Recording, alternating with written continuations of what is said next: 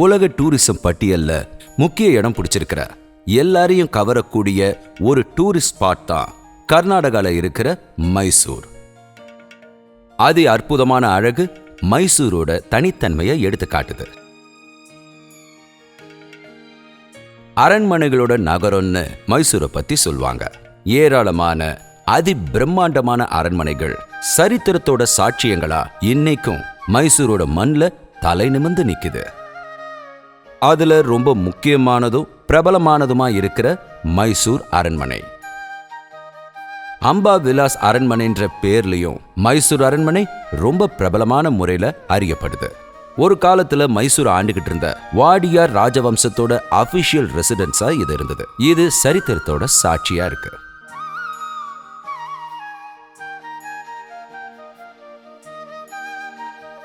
பதினான்காம் நூற்றாண்டுல தான் வாடியார் ராஜாக்கள் முதலா ஒரு அரண்மனையை உருவாக்குறாங்க. ஆனா பிற்காலத்துல அந்த அரண்மனை பல தடவை தகர்க்கப்பட்டுச்சு. அதுக்கப்புறம் இதை மறுசீரமைப்பும் பண்ணாங்க. 1897 தான் இப்போ நம்ம பார்க்கிற இந்த அரண்மனையோட கட்டுமான பணி ஆரம்பமாச்சு.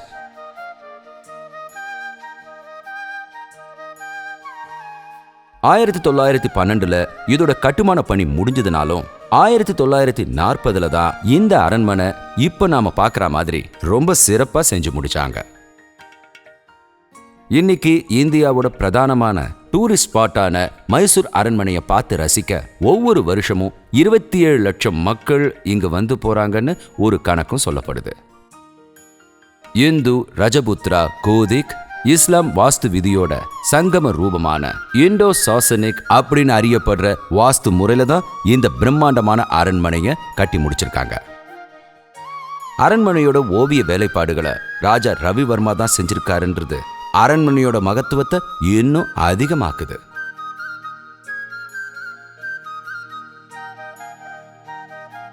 ஹென்றி எர்வின்ற பிரிட்டிஷ்காரர் தான் மார்பிளால செய்யப்பட்ட இந்த அரண்மனையோட வாஸ்து சக்தி. இந்த அரண்மனையை சுத்தி ரொம்ப பெரிய ஒரு பூந்தோட்டம் இருக்கு. அரசு கும்பங்களோட சேர்ந்த ஒரு 3 அடுக்கு மந்திரம் தான் இந்த மைசூர் அரண்மனை. ரொம்பவே பழமையானதா 14வது நூற்றாண்டுல கட்டப்பட்டதும் ரொம்பவே புதிதா 1953 கட்டின 12 இந்து கோவில்கள் அரண்மனை வளாகத்துக்குள்ளேயே இருக்கு.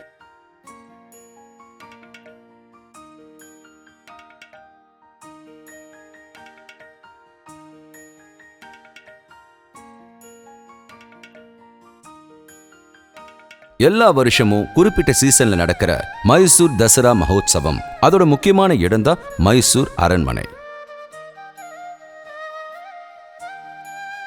எந்த ஒரு நபரும் கண்குளிர பார்க்கவும் ரசிக்கவும் ஆசைப்படுற பேரழகு கொட்டி கிடக்கிற ஒரு முக்கியமான டூரிஸ்ட் ஸ்பாட் தான் பிருந்தாவன் கார்டன். கர்நாடகாவோட மாண்டியா ஜில்லால மைசூர் நகரத்திலிருந்து 12 கிலோமீட்டர் தொலைவில் இருக்கிற ஸ்ரீரங்க பட்டணத்துல தான் பேரழகான பிருந்தாவன் கார்டன் அமைஞ்சிருக்கு.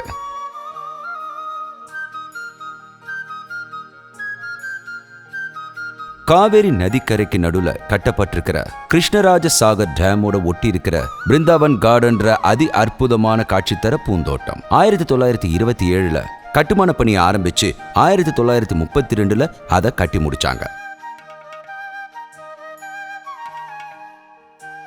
மலர்களையும் பூந்தோட்டங்களையும் அளவுக்கு அதிகமான ரசிப்பு உணர்வோட நமக்கு கொடுத்தது மைசூரோட திவான் சர் மிஸ்ரா இஸ்மாயில் தான். இந்த இயற்கை காதலர் தான் கிருஷ்ணராஜ சாகர் டேமையும் அதோட சேர்ந்து இந்த பூந்தோட்டத்தையும் நமக்காக கட்டி முடிச்சிருக்காரு. 60 ஏக்கர்ல பறந்து விரிஞ்சிருக்கிற இந்த பிருந்தாவன் கார்டன் நம்ம கண்களையும் மனசையும் மெய்மறக்க வைக்கின்றதுல எந்த சந்தேகமும் இல்லை.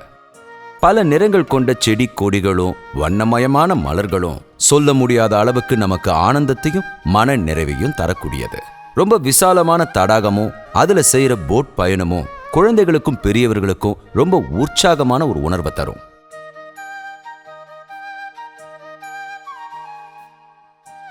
ஜலதாரா சங்கீதத்துக்கு ஏத்தபடி ஒன்னா இணைஞ்சு நடனமாடி அற்புதமான ஒரு காட்சியை நமக்கு தருது.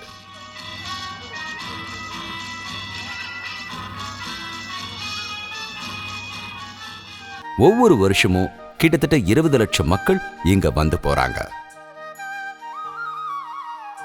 பேரும் பெருமையும் செழுமையும் அழகும் நிறைஞ்சிருக்கிற இந்த பிருந்தாவன் கார்டன் நாம வாழற இந்த பூமியில ஒரு அழகான சொர்க்கமா சுற்றுலா பயணிகளோட மனசை மதிமயக்கி நிலைச்சு நிக்குது.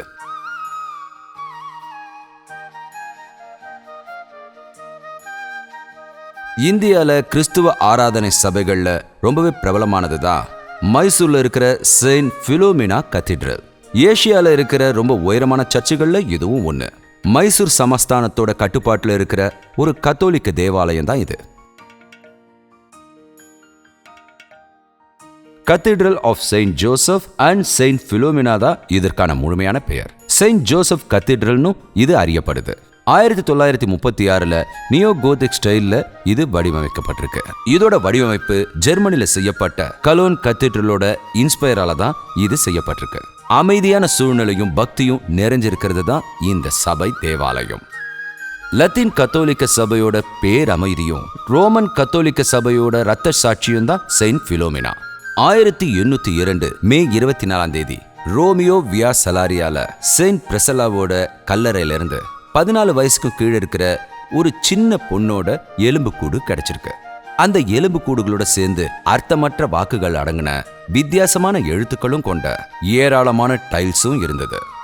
டாக்சிகோ பிலோமினா அப்படின்னு படிக்க எழுத்துக்களை மறுவடிவம் அமைச்சாங்க.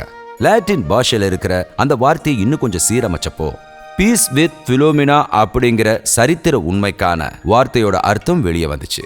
அவங்க ரத்த சாட்சியா மாறினதுக்கான ஒரு சில சின்னங்களும் காஞ்சி போன விருத்தம் அடங்கின பாத்திரமும் சவப்பெட்டியில இருக்கிறத கண்டுபிடிச்சாங்க. அந்த கண்டுபிடிப்புக்கு அப்புறம் பிலோமினான்ற கிறிஸ்துவ பொண்ண சவப்பெட்டிக்குள்ள அடக்கம் செஞ்சாங்கன்னு ரத்தம் இருந்த பாத்திரம் அவங்களோடதுன்னு தெரிய வந்தது. 1926 மைசூர் மகாராஜாவோட உசூர் செக்ரட்டரியா இருந்த சர் பி தும்பு செட்டி, நல்வாடி கிருஷ்ணராஜ ஓடையார், ஈஸ்ட் இண்டீஸோட அப்போஸ்தல டெலிகேட்ஸான பீட்டர் பிசானியல் இந்த புனிதமான பொக்கிஷத்தை ஏற்று வாங்கினாரு. செயின்ட் பிலோமினாவோட நினைவுக்காக ஒரு புத்தும்புது தேவாலயத்தை கட்டி உயர்த்துறதுக்காகவும் நல்ல விஷயத்துல பங்கெடுக்கிறதுக்காகவும் மைசூர் ராஜா கிட்ட உதவி கேட்ட ஃபாதர் கொச்சேவுக்கு இந்த பொறுப்பு கைமாறி கொடுக்கப்பட்டுச்சு. மைசூர் மகாராஜா 1933 அக்டோபர் 28 இந்த சர்ச்சுக்கான அடித்தளத்தை அமைச்சாரு. பிஷப் ரெனே ஃபியூகேவோட மேற்பார்வையில புது சர்ச்சோட கட்டுமான பணி முடிவடைஞ்சது. கொலோன் கத்தீட்ரல்ல இருந்து இன்ஸ்பயர் ஆகி நியோ கோதி ஸ்டைல்ல தான் இந்த தெய்வீகமான சர்ச்சை வடிவமைச்சிருக்காங்க. செயின்ட் பிலோமினாவோட அஸ்தி பாகங்கள் முக்கியமான இடத்துக்கு கீழே இருக்கிற ஒரு கல்லறையில இப்பவும் பாதுகாப்பா வச்சிருக்காங்க. 165 அடி உயரம் இருக்கிற 2 கோபுரங்கள் கொலோன் கத்தீட்ரலோட சிகரங்கள் மாதிரியும் நியூயார்க் சிட்டில இருக்கிற செயின்ட் பேட்ரிக் சர்ச்சோட கோபுரங்கள் மாதிரியும் இருக்கும். பழங்கால சமுதாயத்தோட பரிபூரணமான சாட்சி தான் செயின்ட் பிலோமினா கத்தீட்ரல்னு இங்க நாம பார்க்கிற காட்சிகள் நமக்கு உணர்த்துது. அது மட்டும் இல்லாம கிறிஸ்துவோட ஜனனம், போஜனம், சிலுவை மரணம், உயிர் தெழுதல், பிதாவை சென்றடைதல் போன்ற காட்சிகள் இங்கிருக்கும் கண்ணாடிகள்ல ஓவியமா தீட்டப்பட்டிருக்கு. புனிதமான ஒளியை வழங்குற அற்புதமான காட்சிகளோட தேடி வரவங்களோட மனதை நிறைப்பதுதான் ஆசியாவோட 2வது ரொம்ப பெரிய இந்த ஆராதனை ஆலயம், அதாவது செயின்ட் பிலோமினா கத்தீட்ரல். ரயில்வே ரொம்பவே சௌகரியமாகவும் அது மட்டும் இல்லாம அதிசயத்தையும் உருவாக்குற சுவாரஸ்யமான பயணத்துக்கான வாகனம். ரயில்வேயோடைய சரித்திரத்தையும் பழமையான பொருட்களை கண்டு ரசிக்கவும் அதை புரிஞ்சிக்கவும் உருவான மியூசியம் தான் இது. இது மைசூர்ல அமைஞ்சிருக்கிற ரொம்பவே பிரபலமான ரயில்வே மியூசியம். இது விண்டேஜ் லோகோமோட்டிவோட ஒரு அவுட்டோர் பிரசன்டேஷன் தான். 1979 இந்தியன் ரயில்வேயால ரயில்வே மியூசியம் உருவாக்கப்பட்டுச்சு. டெல்லியில இருக்கிற நேஷனல் ரயில்வே மியூசியத்துக்கு அடுத்தபடியா 2வது மியூசியமா இருக்கிற மைசூரு கிருஷ்ணராஜ சாகர் ரோட்ல இருக்கிற central food technology and research இன்ஸ்டிடியூட்டுக்கு எதிர்பக்கமா அமைஞ்சிருக்கிறது தான் இந்த ரயில்வே மியூசியம். இந்தியன் ரயில்வேயோட வளர்ச்சியை எடுத்துக்காட்டுற போட்டோகிராஃப்ஸும் அழகான பெயிண்டிங்கும் இருக்கிற இந்த கேலரி எல்லாரையுமே அதிசயிக்க வைக்கும்.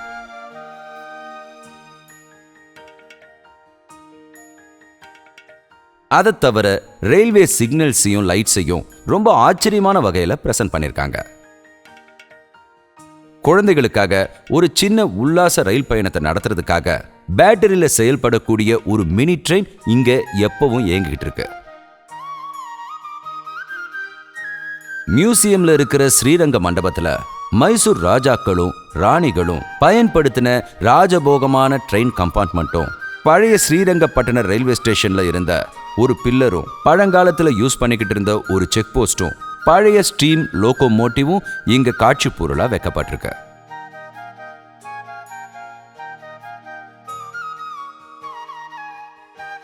ஏராளமான மோட்டார் கார்களும் இங்க காட்சி பொருளா வைக்கப்பட்டிருக்கு. அதுல ஒண்ணுதான் டிக்கெட் லாபியா யூஸ் பண்ணிக்கிட்டு இருக்காங்க. மனிதர்கள் உருவாக்கின எந்திரங்களோட அற்புதமான காட்சி தான் மற்ற விஷயங்கள்ல இருந்து இந்த டூரிஸ்ட் ஸ்பாட்டை வித்தியாசமான முறையில காட்சிப்படுத்துது.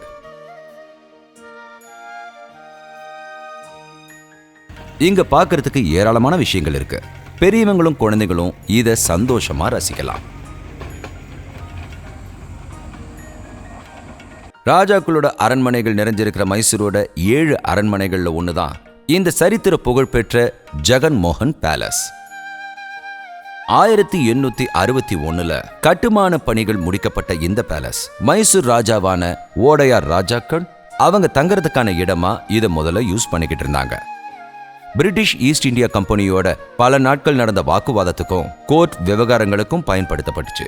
அந்த காலத்துல வாழ்ந்த மைசூர் ராஜா தன்னோட குடும்பத்துக்கும் வேலையாட்களோட பயன்பாட்டிற்காகவும் ஏராளமான தனிப்பட்ட அறைகள் கொண்ட ஒரு மிகப்பெரிய மாளிகையோட கட்டுமான பணியை ஆரம்பிச்சு வச்சாரு. அதுதான் இப்ப நாம பார்க்கிற ஜெகன்மோகன் பேலஸ். பாரம்பரியமான ஸ்டைலோட ரொம்ப வித்தியாசமான முறையில இந்த புதிய அரண்மனையை வடிவமைச்சிருக்காங்க. நவீனமான தொழில்நுட்பத்தை பயன்படுத்தி ரொம்ப மாடர்னாவும் நவீனமான சொகுசு வசதிகளோட கூடிய மாளிகையாவும் இதை அமைச்சிருக்காங்க. 3 அடுக்கு கொண்ட ஜெகன்மோகன் பேலஸ் பாரம்பரியமான இந்து முறைப்படி தான் வடிவமைச்சிருக்காங்க. 1900 ஒரு ஹால் கட்டப்பட்டு அதையும் இந்த அரண்மனையோட சேர்த்திருக்காங்க. இந்த முன்பாகத்துக்கு 3 வாசல்கள் இருக்கு. இங்க இருக்கிற வண்ணமயமான ஓவியங்கள் நம்மளோட கலாச்சாரத்தை ரொம்பவே பறைசாட்டுது. மைசூர் தசராவோட பழைய கால காட்சி தான் இங்க வால் பெயிண்டிங்கா மாறி இருக்கு. காய்கறிகளோட சாயத்தை பயன்படுத்தி தான் இந்த ஓவியங்களை தீட்டியிருக்காங்க. இது பார்வையாளர்களை அதிசயப்பட வைக்குது. ராஜ்யத்தோட பாரம்பரியம் மட்டும் இல்லாம ராஜ குடும்பத்துல இருந்த ராஜ உறுப்பினர்களும் இந்த ஓவியங்கள்ல பங்கு பெற்றிருக்கிறாங்க. இது போன்ற அழகான ஓவியங்கள் இங்க நிறைஞ்சிருக்கு. ஆர்ட் கேலரியில பழமையான பொருட்களோட தென்னிந்தியாவோட ரொம்ப பெரிய கலெக்ஷன்ஸ் இங்க நிறைஞ்சிருக்கு. இதுல பெரும்பாலானது வரையப்பட்ட சித்திரங்கள் தான். இதுல 16 ஓவியங்களை தீட்டினது ராஜா ரவிவர்மா தான். ராமாயணம் மகாபாரதம் போன்ற இதிகாசங்கள் மட்டும் இல்லாம சில முக்கியமான நிகழ்வுகளும் வால் பெயிண்டிங்ல உயிரோட்டமா இருக்கு. யுத்த ஆயுதங்கள், சங்கீத உபகரணங்கள், சிற்பங்கள், பித்தளை பாத்திரங்கள், பழங்காலத்து நாணயங்கள், கரன்சிகள், இது எல்லாமே இந்த பழங்கால பொருட்களோட சேர்ந்திருக்கு. அது மட்டும் இல்லாம பாரம்பரியமான நடன கலைகள், சங்கீத உற்சவங்கள், தசரா காலங்கள்ல நடக்கிற மற்ற கலை நிகழ்ச்சிகள், இது போன்ற விஷயங்களுக்காக பயன்படுத்த ஒரு பெரிய ஆடிட்டோரியமும் ஜெகன்மோகன் பேலஸ்ல இருக்கு. காட்சிகள் நிறைஞ்சிருக்கிற ரொம்ப பெரிய உலகம்தான் மைசூரோட மண்ல அமைஞ்சிருக்கிற இந்த Jaganmohan palace. Sri Chamarajendra zoological gardens இல்ல மைசூர் மிருக காட்சி சாலை 1892 அன்றைய ராஜாவான சாமராஜேந்திர ஓடையார் தான் இதை ஆரம்பிச்சு வச்சாரு. ராஜ குடும்பத்தை சேர்ந்தவங்க பார்த்து ரசிக்கிறதுக்காக உருவாக்கப்பட்ட இந்த இடமானது ஹார்ஸ் பங்களான்ற பெயர்ல அறியப்பட்டது. ஆரம்ப கட்டத்துல ராஜ குடும்பத்தோட பிரத்யேகமான பார்வைக்காக மட்டுமே இது ஏற்படுத்தப்பட்டதா இருந்தாலும் 1920 இதை பொதுமக்களுக்காக திறந்து வச்சாங்க.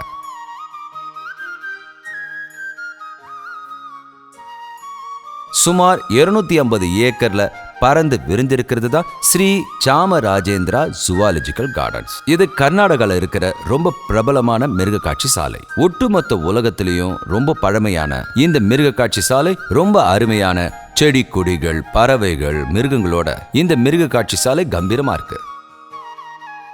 25 ராஜ்யங்கள்ல இருக்கிற பறவைகளும் மிருகங்களும் அபூர்வமான இனங்களும் இந்த இடத்துல இருக்கு. எல்லா விதமான ஜீவராசிகளோட சரணாலயமா இதை மாத்தினது அவ்வளோ சாதாரணமான விஷயம் இல்ல. குழந்தைகள், பெரியவர்கள், அதோட மிருகத்தை நேசிக்கிறவங்க இந்த மைசூர் ஜுவாலஜிக்கல் கார்டனை நிச்சயமா பார்க்கணும். மைசூர் அரண்மனைக்கு அப்புறம் மைசூர்ல அதிக அளவுல மக்கள் வந்து போற 2வது இடம்னு பார்த்தா ஸ்ரீ சாமராஜேந்திர ஜுவாலஜிக்கல் கார்டன் தான். இயற்கைக்கும் மனுஷனுக்குமான உறவை ரொம்ப தெள்ளத் தெளிவா புரிஞ்சுக்கணும்னா இந்த இடத்தோட அழகை ரசிக்கும் போது தான் அது நடக்கும். Sri Chamarajendra zoological garden. இந்த மைசூர் மியூசியம் இந்தியாவோட ரொம்ப பிரபலமான டூரிசம் ஸ்பாட்ல ஒரு முக்கியமான இடமா இருக்கு.